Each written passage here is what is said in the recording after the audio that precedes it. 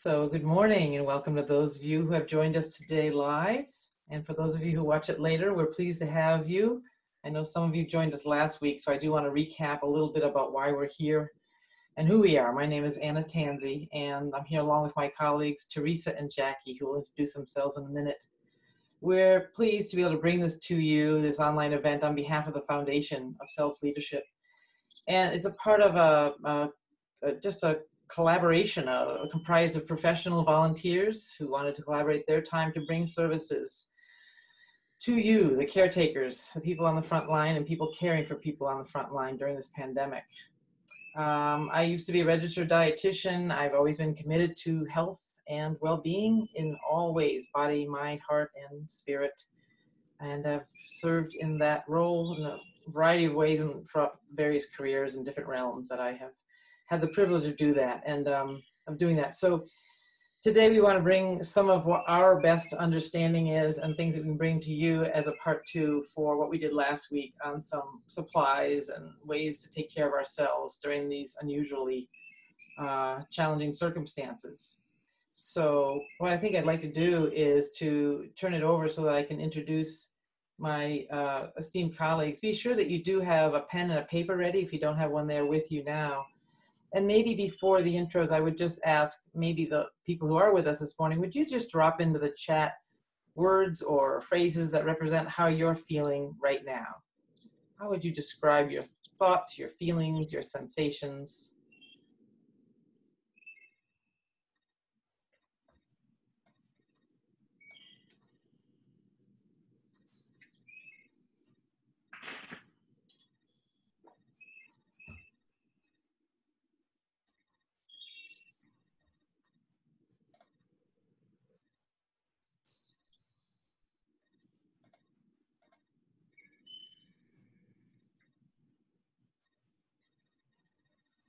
So the polarity of hopeful and anxious.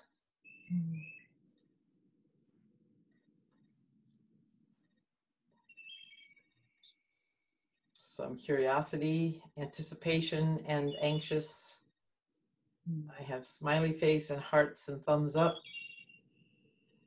So appreciate just sharing some of that dynamic tension that we all have between the hope and the anxiety that resides within us simultaneously, which is why we need to have resources available to us inside and out.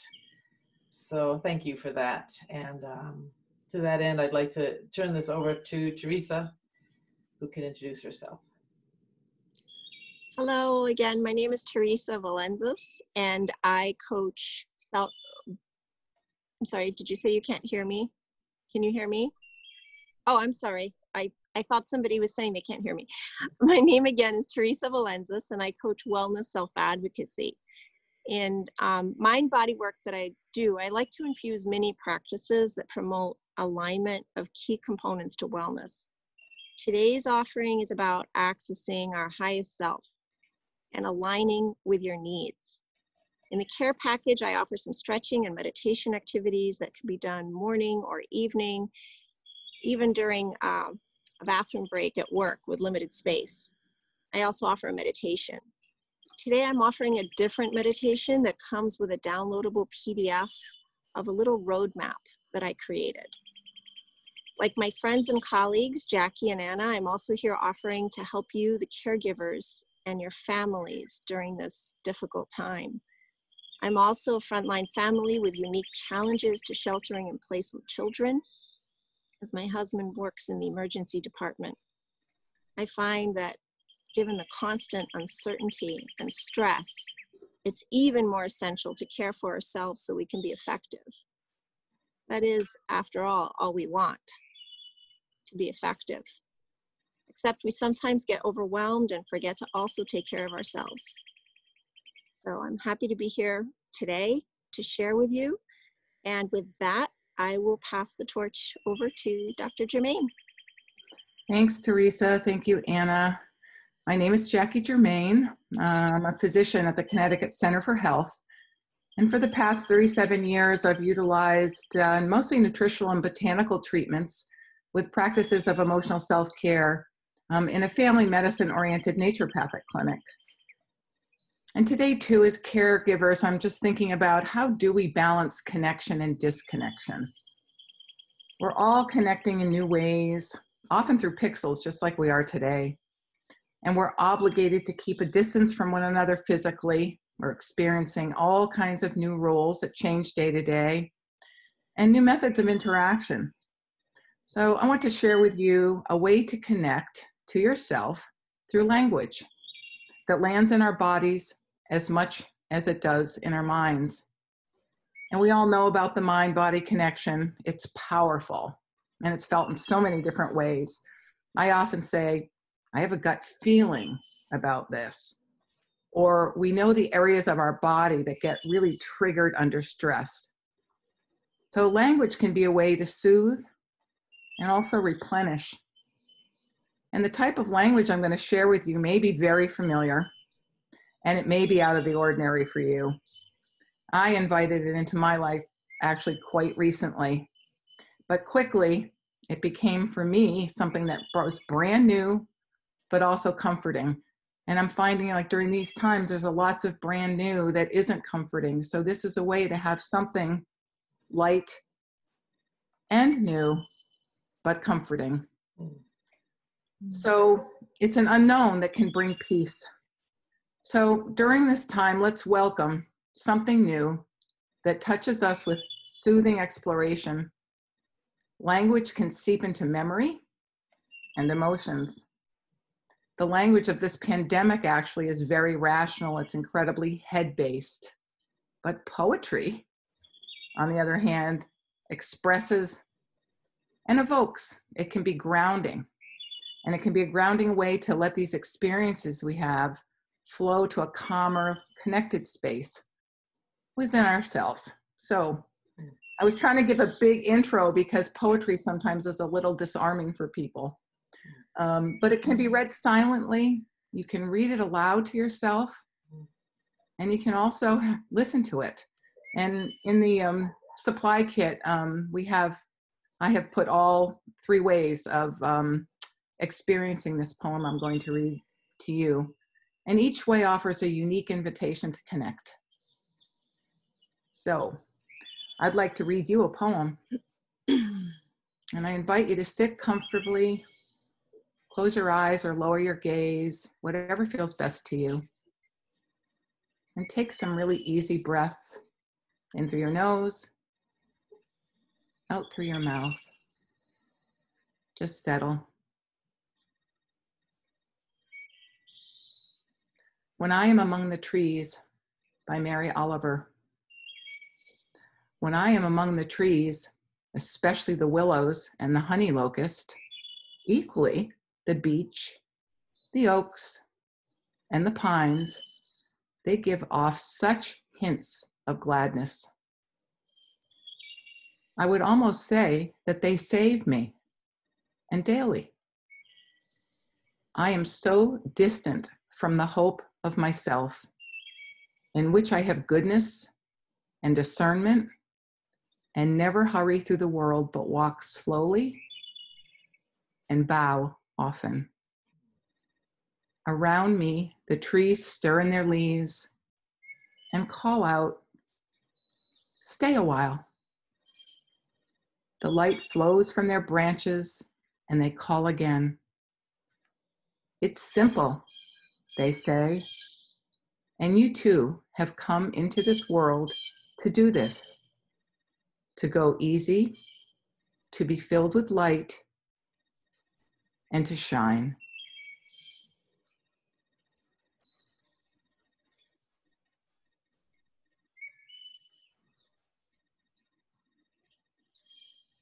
So when you're ready, open your eyes. Keep breathing. And if you can, find that little piece of paper and pen or pencil that Anna asked you to have. I have little slips of paper and tiny notebooks in my car, by my bed, at my desk. Sometimes connecting pencil to paper can serve as a great reminder of what moves us, opens our hearts, what sounds true to us. And even if the words end up on the bottom of your shopping list, they'll be a really pleasant surprise when you see them again. So connect the feelings that emerge and give them that written, safe place to be recognized. Okay, jot down these questions and you can revisit them later. And you can maybe do it after you read the poem again or hear the poem read to you. What do you hear? What do you see?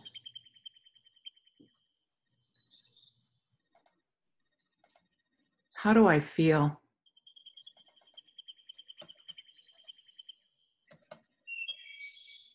Let's continue recognizing our feelings now with a brief calming practice. It's called flow, F-L-O-W.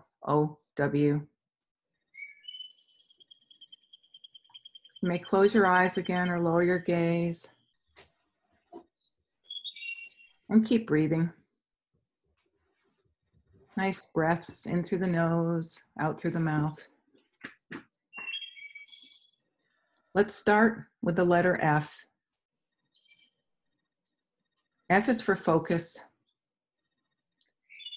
Focus on the feelings that are rising to the top.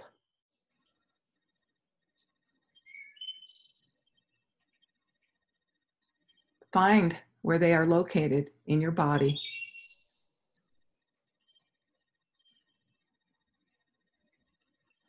L. L is for look. Look at their size, their shape, their temperature, and their color.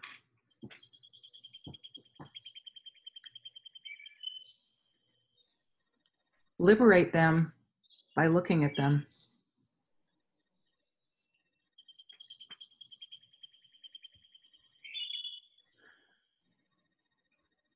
O is for open. Open yourself to be present to the feelings.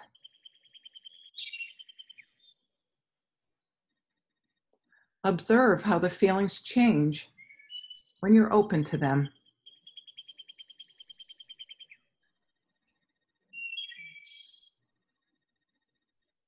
W. W is for welcome. Welcome the feelings.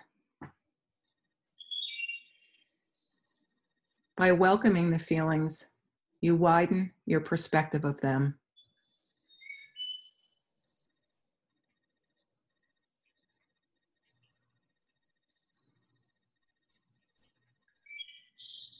Slowly open your eyes or raise your gaze.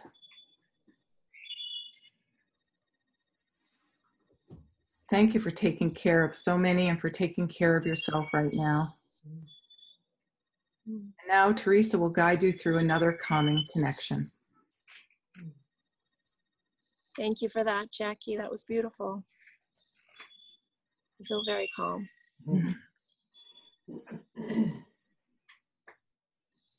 So my activity helps us answer the question of what do I need now? And in the spirit of bringing mind and body together when we're doing activities, just like we focus on our breathing and our posture, I'm going to show you another little trick from yoga, Dhyana Mudra position, where you have your hands cupped one inside the other, resting gently so that your the tips of your thumbs touch, just cradling gently. And then let that land in your lap comfortably. This simple positioning allows you to naturally relax your back and shoulders while balancing out the left and right sides of your body. So I'll invite you to sit this way if it feels right for you. And closing or resting your eyes, I'll invite you to sit comfortably with your feet planted and continue to breathe we're already calm, generally we want to about an inhale of 4 and an exhale of 6. Find what's comfortable for you. And I'll invite you to think about moments when you feel all is well in the world and within yourself. Some people call this being in the zone or in their higher self or their core being. It happens during everyday activities we're doing. We just feel right.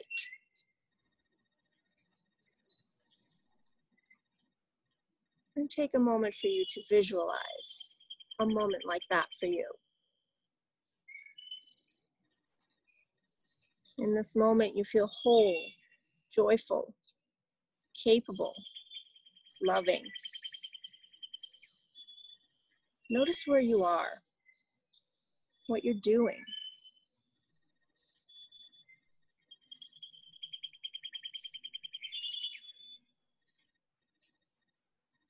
And as you're witnessing yourself enjoying this activity, I'm going to read some words for you to help you pinpoint some access points to being in that state of being that you're envisioning. Notice which ones ring true for you. Calm. Curious.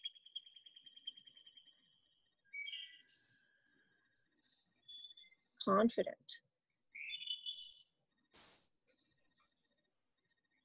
Creative.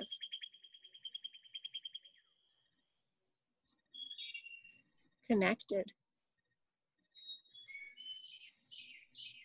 Clear.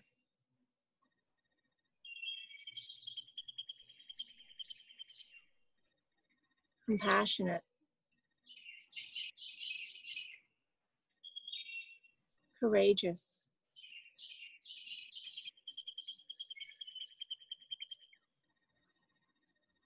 Notice if any of those words stood out for you most.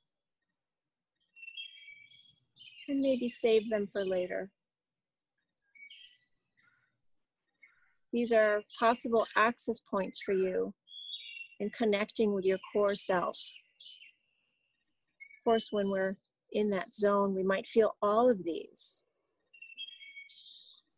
But sometimes we just need a few of them to get there.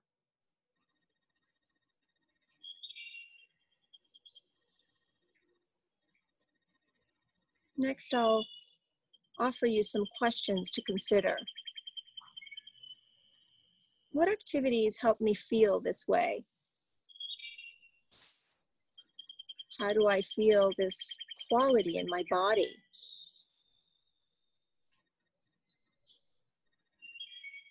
How do I carry myself when I'm in this way of being?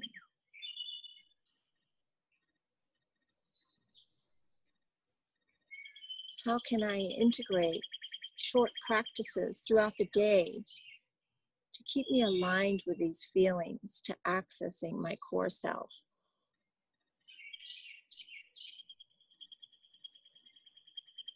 I'll give you a moment to see if any other questions come up for you to reflect on later.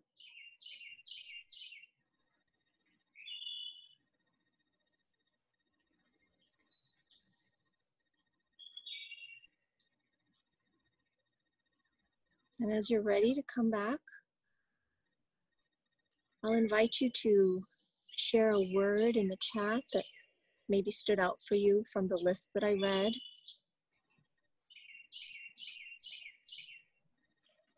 Thank you. Thank you, Theresa.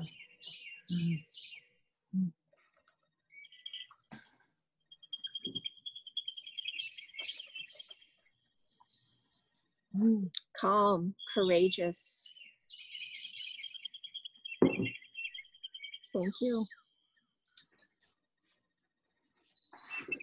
Lovely. So in the care package, you will find a PDF roadmap that has a little hexagon or octagon shape, I should say, in it that you'll be able to download. So when you replay, or if you ever want to have a visual tool, for those of you who are visual, there's space to also write on this. So that's an added tool in the toolbox in the supply kit. All right, so with that, I will pass it over to Anna. Okay. Thank you, Theresa. It's lovely, and I look forward to using that resource again. Those 8 C's served me well. And as we round the bend here, wrap up this 2-part series, our intention has been to offer supplies in support of those of you on the front line, or supporting people who are.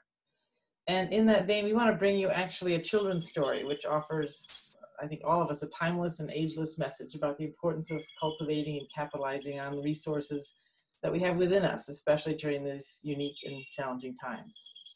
I find there's nothing quite like children's books, which we all have come to know and love, that can speak to us on a number of levels. So I invite all of your inner children to indulge in this book. It's entitled Frederick, and it's written and illustrated by Leo Leoni. Hopefully you can see Frederick. Mm-hmm. Mm.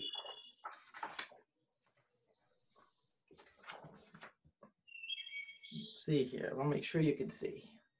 All right. Okay. All along the meadow where the cows grazed and the horses ran, there was an old stone wall. In that wall, not far from the barn and the granary, a chatty family of field mice had their home. But the farmers had moved away, and the barn was abandoned, and the granary stood empty. And since winter was not far off, the little mice began to gather corn and nuts and wheat and straw. They all worked day and night. All except Frederick. Frederick, why don't you work? They asked. I do work, said Frederick. I gather sun rays for the cold, dark winter. And when they saw Frederick sitting there staring at the meadow, they said, and now, Frederick? I gather colors, answered Frederick simply, for winter is gray. And once Frederick seemed half asleep. Are you dreaming, Frederick? They asked reproachfully. But Frederick said, oh no, I'm gathering words. For the winter days are long and many, and we'll run out of things to say. The winter days came, and when the first snow fell, the 5 little mice took to their hideouts in the stones. In the beginning, there was lots to eat, and the mice told stories of foolish foxes and silly cats. They were a happy family. But little by little, they had nibbled up most of the nuts and berries. The straw was gone, and the corn was only a memory. It was cold in the wall, and no one felt like chatting. Then they remembered what Frederick had said about the sun rays and the colors and the words. What about your supplies, Frederick? They asked. Close your eyes, said Frederick as he climbed on a big stone. Now I send you the rays of the sun. Do you feel how their golden glow? And as Frederick spoke of the sun, the 4 little mice began to feel warmer. Was it Frederick's voice? Was it magic? And how about those colors, Frederick? They asked anxiously. Close your eyes again, Frederick said. And when he told them of the blue periwinkles and the red poppies and the yellow wheat and the green leaves of the berry bush, they saw the colors as clearly as if they had been painted in their minds. And the words, Frederick? Frederick cleared his throat and waited a moment, and then, as if from a stage, he said, who scatters snowflakes? Who melts the ice? Who spoils the weather? Who makes it nice? Who grows the 4-leaf clovers in June? Who dims the daylight? Who lights the moon? 4 little field mice who live in the sky. 4 little field mice like you and I. One is the spring mouse who turns on the showers. Then comes the summer who paints in the flowers. The fall mouse is next with walnuts and wheat. And winter is last with little cold feet. Aren't we lucky the seasons are 4? Think of a year with 1 less or 1 more. When Frederick had finished, they all applauded. But Frederick, they said, you are a poet. Frederick blushed, took a bow, and said shyly, I know it.